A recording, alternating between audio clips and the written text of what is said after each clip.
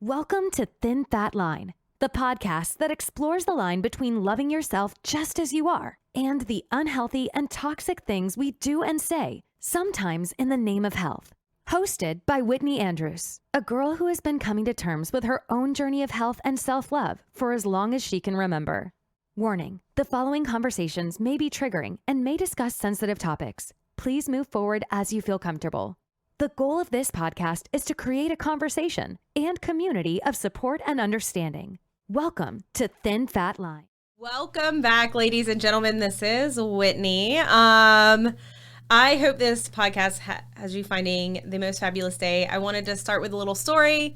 Here in Louisiana, we are well into Mardi Gras, which means, or I guess we're not well into it, but by the time y'all listen to it, we'll be well into it, which means parading crazy in the streets, king cakes, and Popeye's fried chicken while we dance around with an abnormal amount of plastic beads around our neck.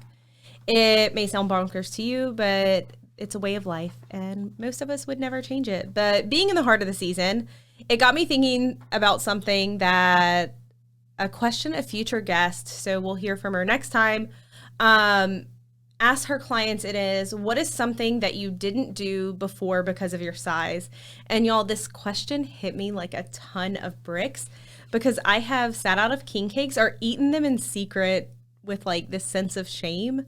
I've avoided parades because I didn't want to like have pictures taken of me. And I was also scared of like parking and having to walk to the parade route. Like, would I get too tired? Would I make it? I've skipped dancing because I thought no one wants to see the fat girl dancing. I've never felt comfortable in sequins and fringe because I felt like it would reflect light. And if anything, my Southern mama taught me that everything needs to be flattering on you. And, this year we're headed to Disney for Mardi Gras, but you better believe that next year it's on like Donkey Kong. And I'm not even sure if people still say that figure of speech. That may like really age me. But if you're sitting out of, I just want to tell you, if you're sitting out of life celebrations, I want to challenge you to say yes to something fun. As my daughter taught us on the last podcast, do it anyways, even if you're scared. So now before we dive in, as you know, if you're not following the podcast on social, go do it now on Facebook and Instagram. It's at Thin Fat Line, and you can go ahead and give me a follow on the gram at Whit Andress or at Whit Talk Andress on TikTok. It'd mean the world to me if you'd hit subscribe wherever you're listening to this and leave a review. I have set a purpose for Thin Fat Line to hit 20,000 followers in 2022. So share.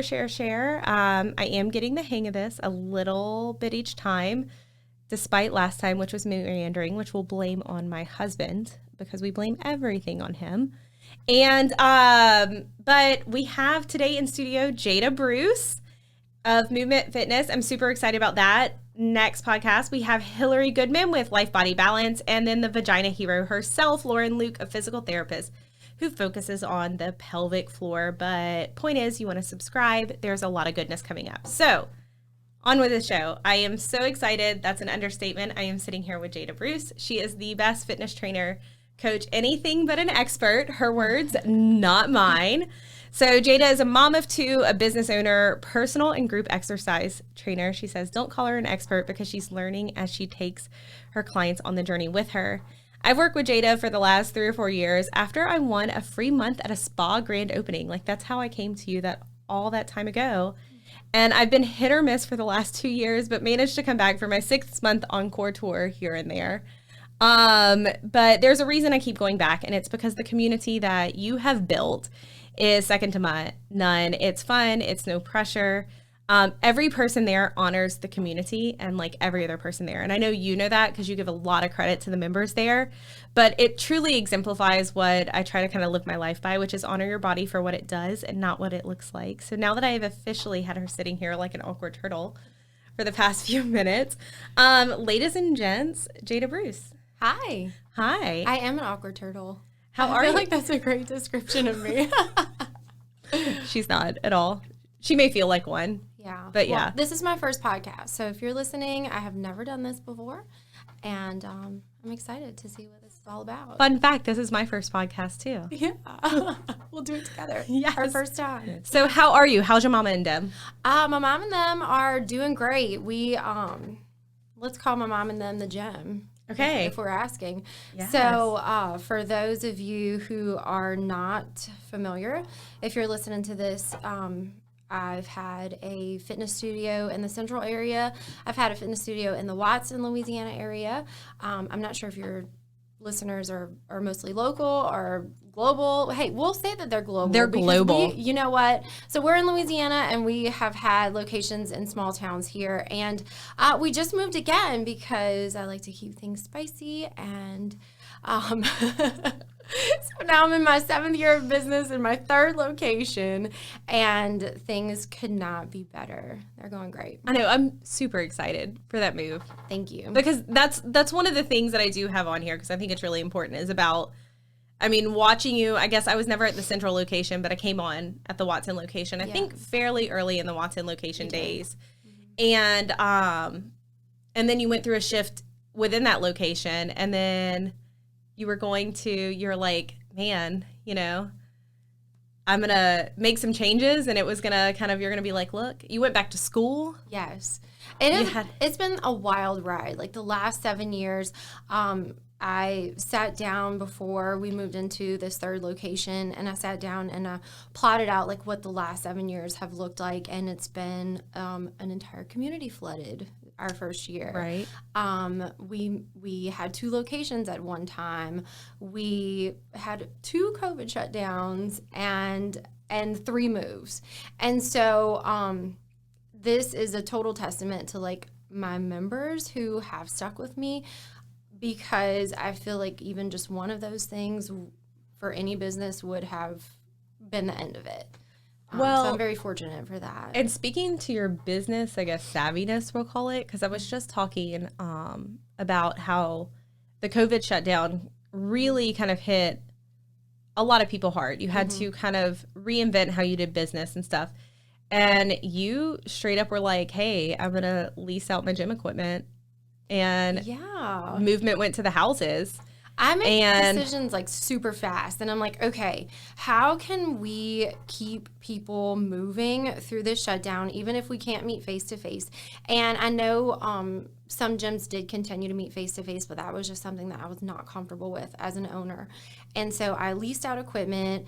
I went online. I posted daily workouts online, and then I wore a mask, and my clients that were like, look, I have to see you in person. I started meeting one-on-one, and we met outside, and I wore a mask, and they worked out, and I just did whatever I could to like keep it going. And I feel like for the last 7 years, like that's basically what I've done. And at times the thing that I thought would maybe keep it going would be for me to step away. And I'm not really sure as far as that journey, like where I fall into that. I'm here in it now. I think maybe somewhere down the road, me being front and center might not be what keeps movement moving forward. But I've just always kept in my mind, like I'll do whatever I can, regardless of what that is, to keep it going. Well, and now you have a partner. Yeah, she's amazing. So you have a partner, and that's, I think, sometimes like, so there's a book, and I can't think of like exactly, but it's like the boy, the mouse, the horse, or whatever. And they say like, what's the hardest thing you've ever done? And one of them says, ask for help. Yeah. And I always think of that, like so many times as a small business owner, you do all the things. You are all the things, and things you're completely unqualified to be. 100%. Like I got my bootleg, my undergrad is in business, but which is like the bare minimum business knowledge you can get. But I definitely got like a bootleg MBA over the last 7 years too. Right. I mean, you're the same way. I mean, I feel like you're the kind of person that can do all the things. And if you can't, you'll figure it out. Well, so I think it's like the jack of all trades, but the expert at nothing. And then there goes on, better to be an expert at nothing than I think it's like a doer. I forget what the rest of the quote is. We never hear it. But yeah, I think also somebody... It's like, you know, like that compliment that you're like, I'm going to take it as a compliment because I love it. But it was an ex-boyfriend who said, you're like the person who you could be like, hey, Whitney, I really need this boat painted. And you'd be like, okay, I'll figure it out. And he's like, and you do like a solid high B job. And I'm like, and I'm good with that. Yeah. Like, I'm good with it. Like, there are things like, they're my passion and you can definitely tell. But like, I'm just like, we're just going to like put it out there and like maybe perfection will come later and maybe it won't. And just hopefully I'm charming enough to keep people here, you know?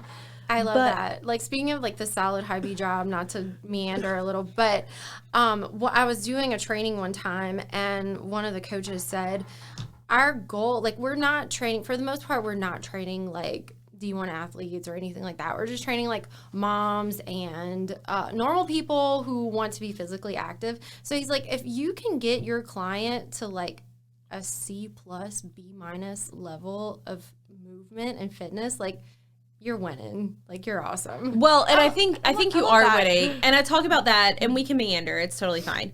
But I think that, you know, even here, and I think this speaks volumes to you've pulled people above a C-, but when I say that you were the only person that I was like, if I'm going to have like my first official guest, like I was like, I want it to be Jada, because you've had such an impact in, I think, my journey over the last 2 years as I've like, even like I've healed so many parts. And I think we talked about this. We had like our drive to the beach, you know, and we talked about different things of this, but you've been such a part of it. But not only that, you've impacted my girls. And so like even my oldest is like, hey, I really want to talk about getting into the gym, you know, like how can I start going back? When can you take me? Blah, blah, blah.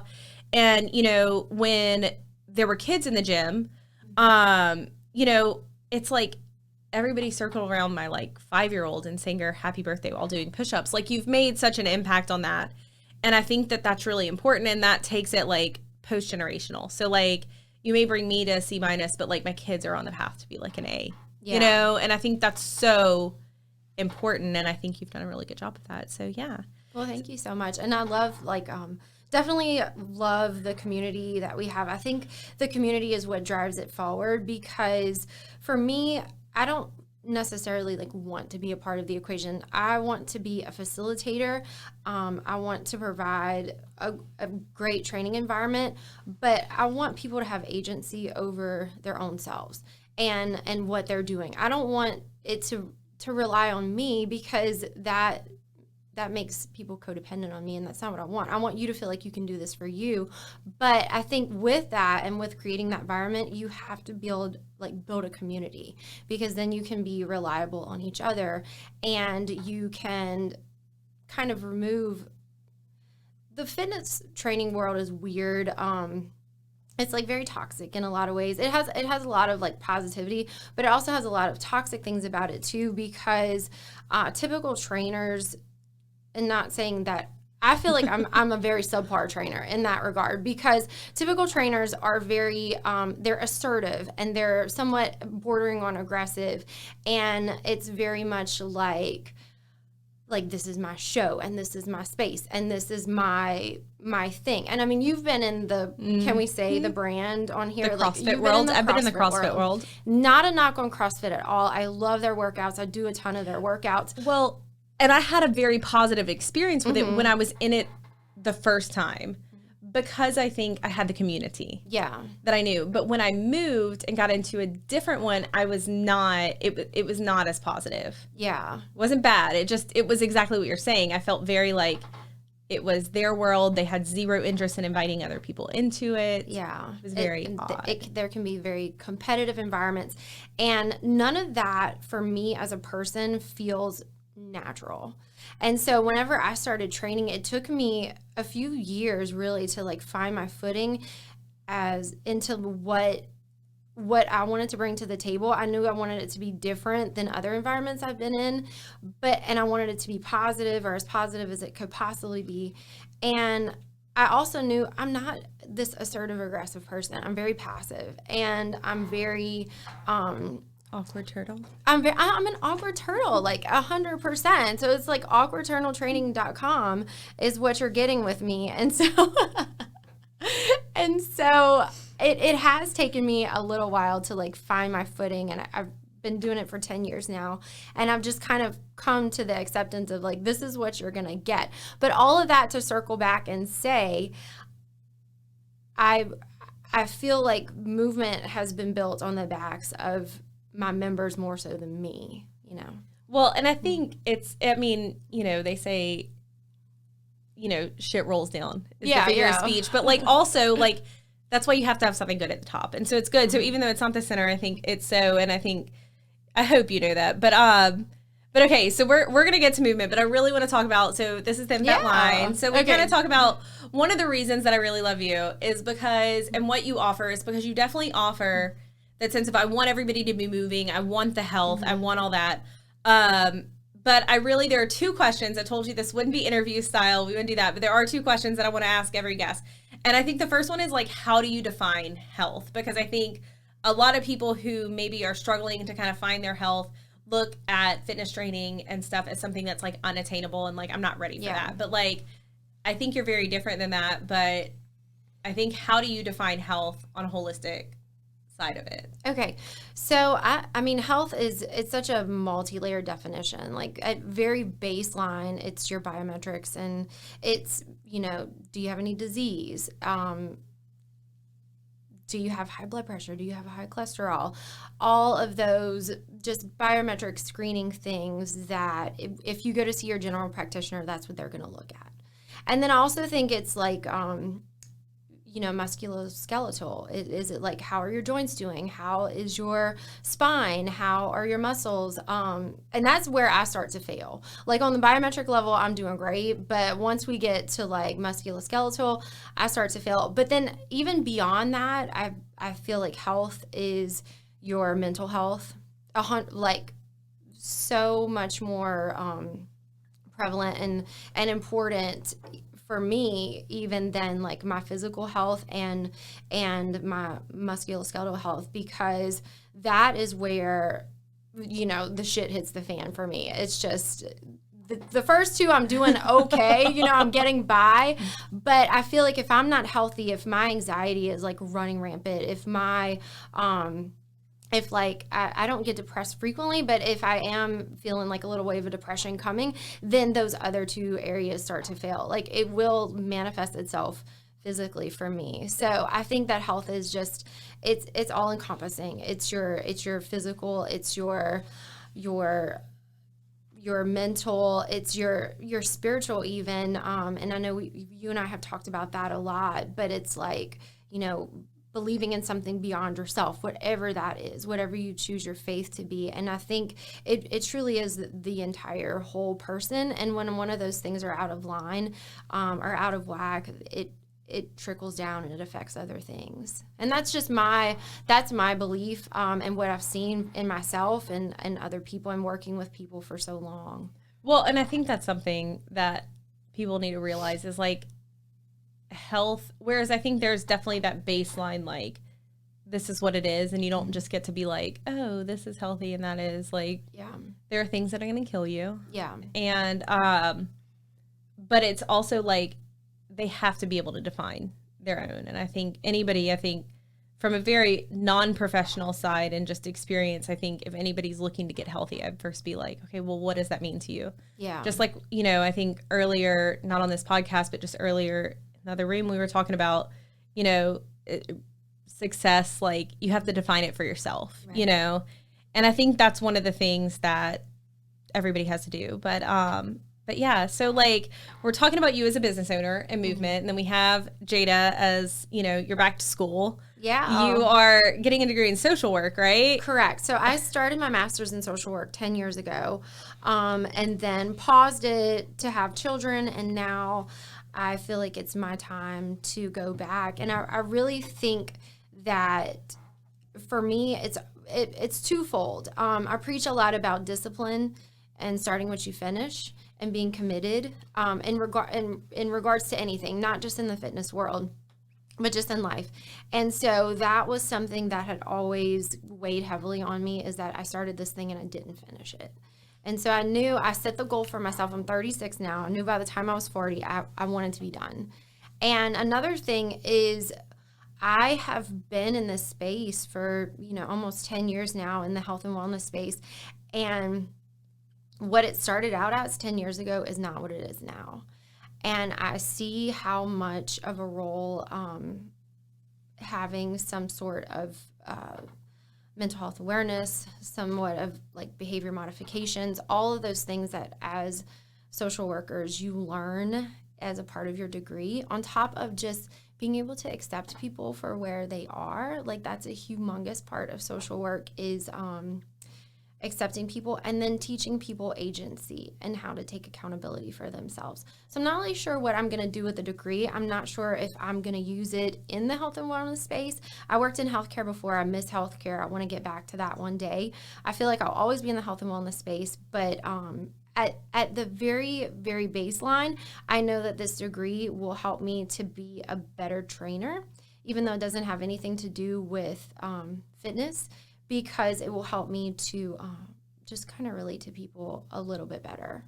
Well, and I think you often say it, I made the note of this because I'll hear you say it, like, or you'll type it, and, you know, we have the private Facebook group in the community, that you are not looking to be anybody's motivation. No. And I think that speaks to, like, I want people to take agency and stuff like that. And I think what is the interesting thing about that is the people who say I'm not looking to be your motivation usually are the most motivating people, because you're just like, it's more of a like, okay, that's a bar for me. Yeah. You know? And so it's interesting. And so you saying this just kind of always. I have a hard time like motivating people, and I have a hard time with like fitness motivation in general. If that works for you, then by all means, like, I'm not here to judge you. I think it's awesome. To me, motivation feels cheap. Well, I also don't think motivation is going to carry you. Correct. Right? Like, it'll get you to that, like, baseline, like, maybe that first goal point of whatever it is, but it's not going to carry you through. Yeah. And so I always, you know, when I think about motivation from trainers, I think of, like, you know, you go to this class and people are like, there are some people who are like, yeah, go girl. Whereas you're just like, oh, only 10 more. 5 more times. Like, all right, how was that warm up? And you're like 30 minutes into class and you're like, wait, what? So, but it's funny. And I think that that's important, is like, you know, there are just, people have different strengths and you play on them. And I just think it's really your kind of focus on people having agency. Like, you take agency for you. Yeah. And because I took agency for me, it empowers you to take agency for yourself. Correct. And so one of the things I say is, like, when you're you and authentically you give me permission to be me. Yeah. And there's just room for it. But I try to like show up as authentic as possible. I can't do that every day. You know, some days you have to like fake it till you make it. But also, I think it allows people the space to be themselves, like you said, and to figure out what they want, because a lot of people will come into the health and wellness space and they have no idea what they want.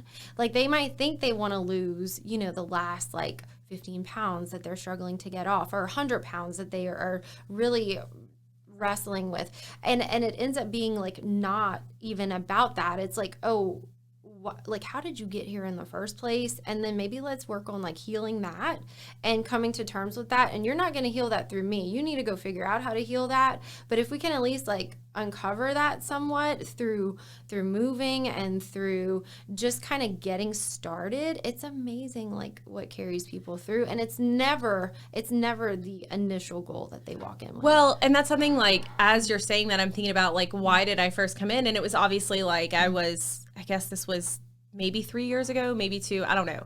But my point is, my kid was a lot younger. She was old enough that, like, in theory, based on society, the baby weight should have been gone. Mm-hmm. But it was not. And I was like, oh, I'm coming in, I'm going to do this, it's going to be great. But obviously that didn't happen. And at some point I was like, I'm going to let go of the desire to lose weight, because I had to go outside and like heal my relationship with food, heal my, like, if we can say that my like crazy is healed, it's not. It probably never will be.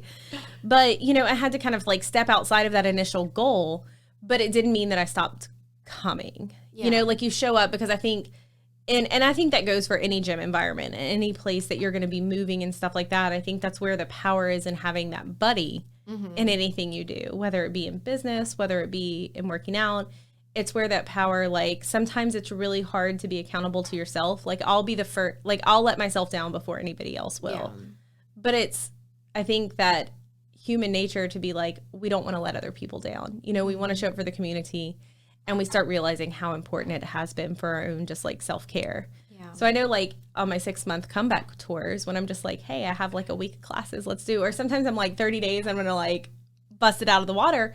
I don't know that I'm necessarily doing it for me. It's like, I just need a reason to show up. Yeah. Because I recognize like I've kind of been like retreating into myself, like all that stuff. And I think that's where the power in any good community is. And so I love your comeback tours, by the way. I do too.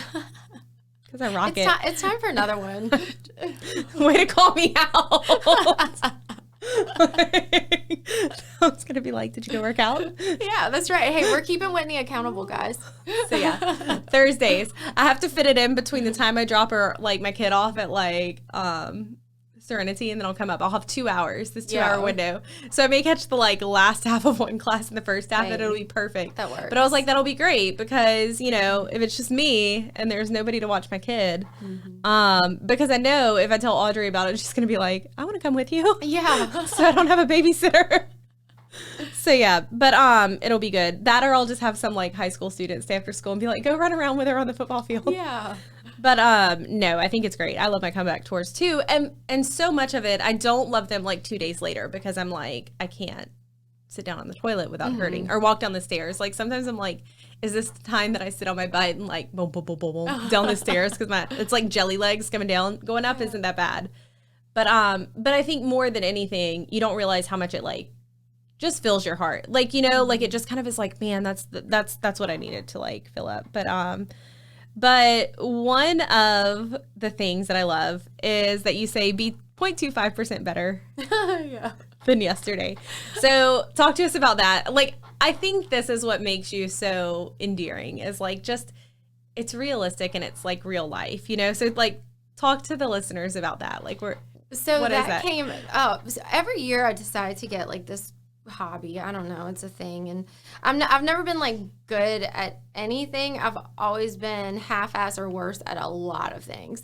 And so a few years ago, I picked up tennis, and of course I'm terrible. I have like, I feel like I have no hand-eye coordination. Like I can be athletic in some ways, but the hand-eye is just not there. I still haven't beaten Super Mario Brothers. Yeah, it's like if you throw a ball at me, I'm like reaching here and the ball's going there. So, well, your listeners didn't see it, but just know that I'm reaching in the wrong direction. They will see it. There's okay. It's not over there. So I go out for tennis, and I'm mainly for the social. I suck. I'm terrible.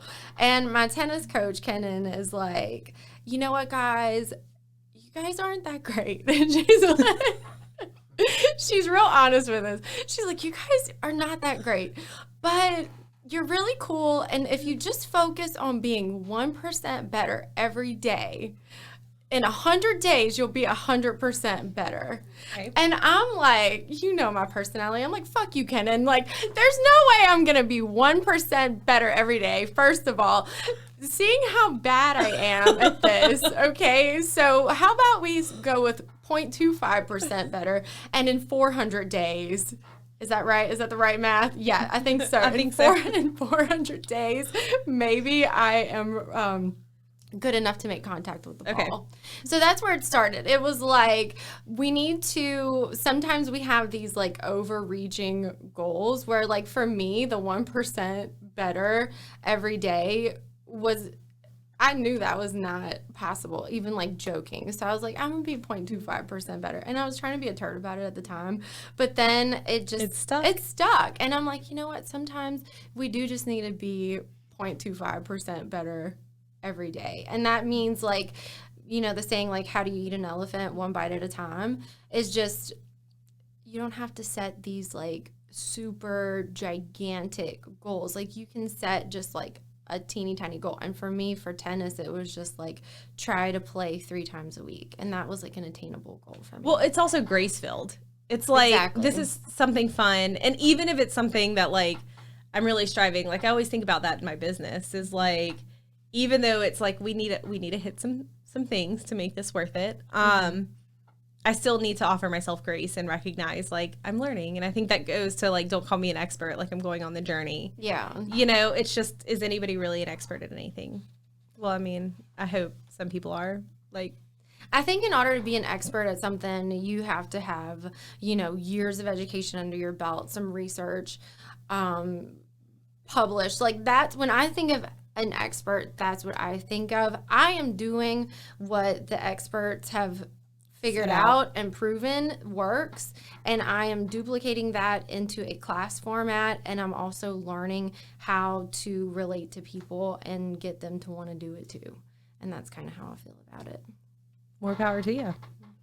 Okay, so one of the things that I think is really important in any health journey is, I hate the term like find balance, and I know that works for people, but I always say like find the harmony, because everything can't be balanced at the same time. Right. Like some things are kind of kicking it and some things aren't.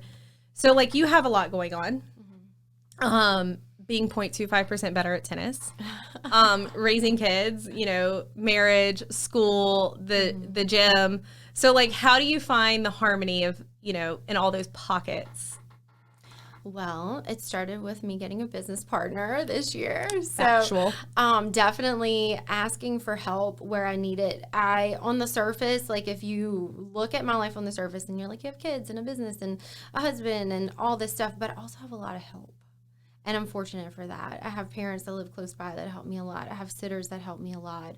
I have people, I have a tribe, I have friends who Marco Polo with me like all throughout the day. And that's just like my sanity, where we're just, do you know what that is? Marco Polo app? Okay, I love that app. And it's like we're just like shooting each other little videos of our mundane days like back and forth. And that like provides a sense of stability and grounding for me. And even if I don't have time all the time for like a robust social life, I know that, you know, I do have those like close friends that I could check in with and people that I can rely on when things get tough. And I think that helps a ton. Absolutely. So yeah. So, okay. You have notes. Is there anything that we didn't cover that you're like, hey, I really need to say this about myself? I forgot it. No, I feel like we did a great job. How do you feel? You did. I do. So rate my first podcast. But you're not done. I still have one more question. Oh, so I'll rate it after. I'll rate it after. What we got? So where do you feel like the thin fat line is between the things that we do that really serve our health and the things we do in the name of health that are really toxic? Where is that line? I think that line is constantly moving, and it depends upon the person. Okay. So I think the thin fat line for me may be completely different than the thin fat line for you, but I will honor wherever that line is for you if you do the same for me. Meet people where they are. That's right. And I think that's good. You've done a good job of that. So on that, I'll give you like a 10 out of 10. Oh, sweet. Thanks. Yeah, it was great. It was a great first podcast. Right. So thank you so much for coming on with me. So yeah. So tell people where they can like kind of follow you on social media. I know you're not like the gym's not like a huge social, but you keep up with it. You're good with it. I do my best. I mean, you're just real with it. You're like, hey, this is what's going on. Yeah. Lindsay and I were talking, who's a hairstylist in town, and I met through the gym. We're talking about how you do a really good job on social of creating like FOMO. We're like, oh my God, that looks so much fun. Why were we there? Like what I've learned about social is I spend some time on it, but I don't spend a whole lot of time on it because I'm like, are people even seeing this? I'm sure they are, but we're on Instagram, Movement, MAF. We're on Facebook, Movement, Fitness, Watson, I believe is what it is. This is terrible. I don't even know my face. No, you're fine. My but I think handles. It's good. And I mean, I think if you're local to the Denham Springs, Watson area or Central, it's really, Central's right up, like it's a quick shot now. Yeah. They can find it there. It's definitely worth coming to try out. Yeah. And hanging out. I would love that. So that's it. So thank you everybody for joining us. Would love, like I said, to share this podcast. Get people out there. If you're not following Thin Fat Line on social media, you can follow us on Instagram and Facebook at Thin Fat Line. If you want to follow me on the gram, it's at Wit Andress, or on TikTok at Wit Talk Andress. And I think that's what we got. So thank you so much, Jada. Thanks, Wit. It's always fun talking to you. I know. You too. So yeah, that's it. Thanks, guys. Y'all have a great day. Thanks so much for tuning in to this episode of Thin Fat Line. If you're enjoying the show, please feel free to rate, subscribe, and leave a review wherever you listen to your podcasts. We really appreciate that effort, and we'll catch you in the next episode.